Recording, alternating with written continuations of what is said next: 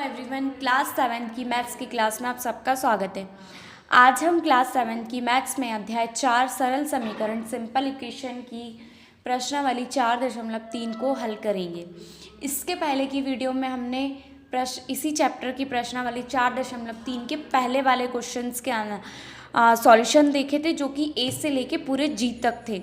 तो उस वीडियो को हमने लॉन्ग ना करते हुए सिर्फ इतना समझाया था उसमें कि फर्स्ट क्वेश्चन के अंडर जो भी हैं उनको समझाया था। आज की वीडियो में हम क्वेश्चन नंबर 2 एंड 3 को समझाएंगे। इसके बाद ये चैप्टर ख़त्म हो जाएगा। इसके बाद नेक्स्ट चैप्टर स्टार्ट होता है हमारा 5 रेखा एवं कोण। तो स्टार्ट करते हैं। क्वेश्चन 2 है, निम्नलिखित को हल कीजिए। अध्यापिका बताती है कि उनकी कक्षा में एक विद्यार्थी द्वारा प्राप्त किए गए अधिकतम अंक प्राप्त किए गए न्यूनतम अंक का 2 गुना जमा 7 है। प्राप्त किए गए अधिकतम अंक 87 है। प्राप्त किए गए न्यूनतम अंक क्या है?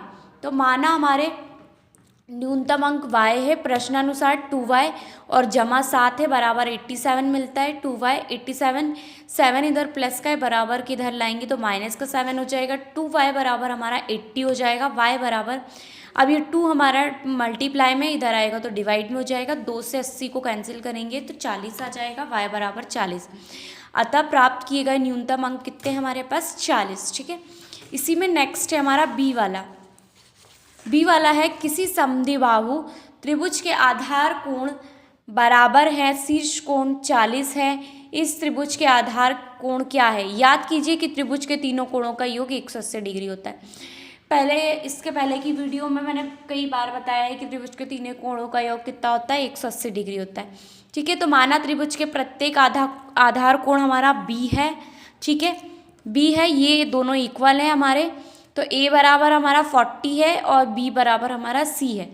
ये बी, क्योंकि ये बराबर है ना, ये दोनों देखिए हमने रेखाएं बराबर है, तो बी बराबर सी होगा और ये ए बराबर 40 डिग्री है। हम जानते हैं ए प्लस बी प्लस सी बराबर 180 डिग्री होता है। ये हमारा क्वेश्चंस में हिंट दिया गया है कि त्रिभुज के तीनों कोणों का योग 180 होता है। ए हमारा 40 है, बी हमारा बी है, और अब यहाँ पे देखिए बी बराबर हमारा सी है, तो सी बराबर भी बी होगा। तो सी बराबर, सी की जगह हम क्या लिखेंगे? बी बराबर 180 डिग्री। अब बी और बी कितने हो गए? 2b। अब ये 40 हमारा इधर प्लस का, इधर आया तो माइनस का। 180 में से 40 गए तो 140 बचे। 2b बराबर आ गया हमारा 140। तो b बराबर हमारा 140, 2 हमारा गुणा में है तो भाग में आ जाएगा। तो अब हम 2 का भाग 140 में देंगे तो हमारा 70 आ जाएगा, क्योंकि 2 सत्ते 14 और 0 कितना आ जाएगा? 70 डिग्री। तो आधार के प्रत्येक कोण का मान कितना है? 70। इसको आप रफली भी कर सकते हैं। देखिए आधार कोण कितना है? 70। ये 70 है, ये 70 है, तो ये कितने का हो गया? 140 डिग्री। और ये देखिए 40 हमारा ए वाला भी 40 दिया है। ठीक है, तो दोनों मिलके कितने हो गई? 180 डिग्री। तो आ गया हमारा आंसर कि त्रिभुज के तीनों कोणों का योग हमारा 180 डिग्री हो रहा है। ठीक है, तो इस तरह हमने ज्ञात किया कि त्रिभुज के तीनों कोणों का योग कैसे निकालते हैं समद्विबाहु त्रिभुज में। सी है हमारा, इसमें सचिन द्वारा बनाए गए रनों की संख्या राहुल द्वारा बनाए गए रनों की संख्या की दोगुनी है। उन दोनों द्वारा मिलकर बनाए गए कुल रन एक दोहरे शतक से 2 रन कम है। प्रत्येक ने कितने रन बनाए? अब ये थोड़ा सा क्वेश्चन हमारा टफ है, तो हम इस पर अच्छे से ध्यान देंगे। माना राहुल द्वारा बनाए गए कुल रन हमारे कितने हैं? क्योंकि राहुल पहले तो हमारे हैं x, इसलिए सचिन द्वारा बनाए गए रनों की संख्या राहुल, ये बोला है राहुल द्वारा बनाए गए रनों की संख्या सचिन द्वारा बनाए गए रनों की संख्या राहुल के बनाए गए रनों से दोगुनी है। तो हमारा पहले राहुल, क्योंकि राहुल के और सचिन के 2 गुने हैं, तो राहुल के हमारे x होंगे और सचिन द्वारा बनाए गए रन हमारे 2x होंगे, 2 गुने। प्रश्नानुसार ये शतक लिखेंगे हम। ठीक है, x + 2x बराबर 198, क्योंकि हमने कुल रन एक दोहरे शतक, ठीक है, दोहरे शतक से 2 रन कम है, तो प्रत्येक ने कितने रन बनाए? ठीक है, अब ये x और 2x कितना हो गया? 3x बराबर 198। अब ये 3 हमारा मल्टीप्लाई में इधर गया तो डिवाइड में, तो 3 को इससे कैंसिल करेंगे हम। देखिए यहाँ पे हम 198 का डिवाइड हम 3 में करेंगे तो कितना हो जाएगा? 3 6 18। ठीक है, माइनस किया 1, फिर ऊपर से 8 आया, 3 6 18। ठीक है, डिवाइड किया कितना आया हमारा? 66। ठीक है, तो राहुल द्वारा बनाए गए रन हमारे कितने हो गए 66। और हमारे ये देखिए सचिन द्वारा बनाए गए रन उसके 2 गुने थे, तो हम 2x है हमारा, तो 2 है और x का मान हमारा 66 आया है। तो इसमें 2 का मल्टीप्लाई 66 में करेंगे तो 132 हमारा इसमें आंसर आ जाएगा। अगर किसी भी क्वेश्चंस में आपको कुछ भी डाउट है तो प्लीज़ हमें आप कमेंट करके हमें कमेंट सेक्शन में बता सकते हैं कि हमें इस क्वेश्चन में डाउट है या क्वेश्चन समझ नहीं आया, तो हम उस क्वेश्चन का फिर से डिटेल में वीडियो बनाएंगे और कोशिश करेंगे कि और इजी वे में हम आपको समझा सके, जिससे आपको सॉल्यूशन में समझने में कोई दिक्कत ना हो और इजीली समझ में आए और आपको इजीली आप उसको कर सकें। ठीक है, ये तो हो गए हमारे क्वेश्चन नंबर 2 में ABC। नेक्स्ट है हमारा इसी में 3rd वाला, निम्नलिखित को हल कीजिए। ठीक है, इसमें हम करेंगे इरफान। अब देखिए इसमें क्या है, इरफान और परमीत। इरफान कहता है कि उसके पास परमीत के पास जितने कंचे हैं उनके 5 गुने से 7 अधिक कंचे हैं। इरफान के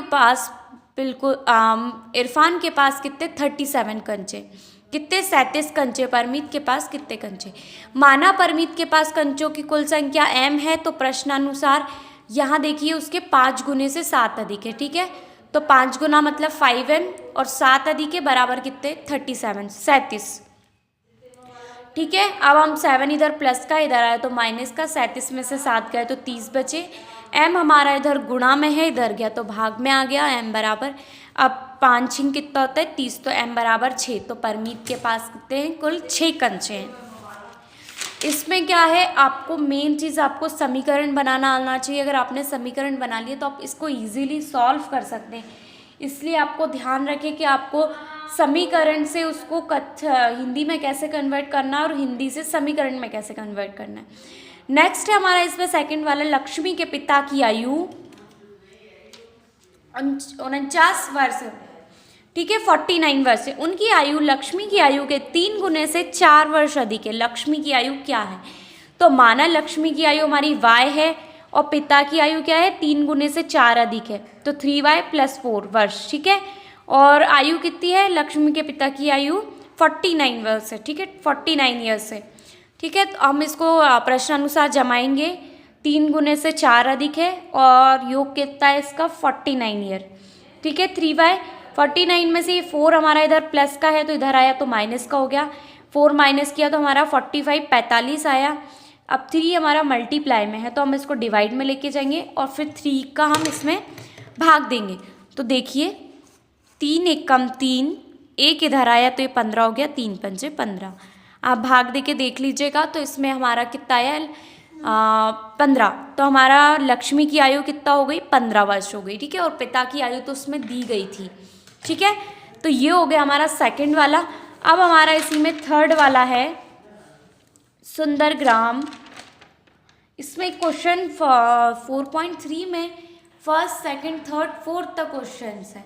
ठीक है, तो इसमें हम नेक्स्ट हैं इसमें 3rd वाले में, 3rd का 3rd है ये।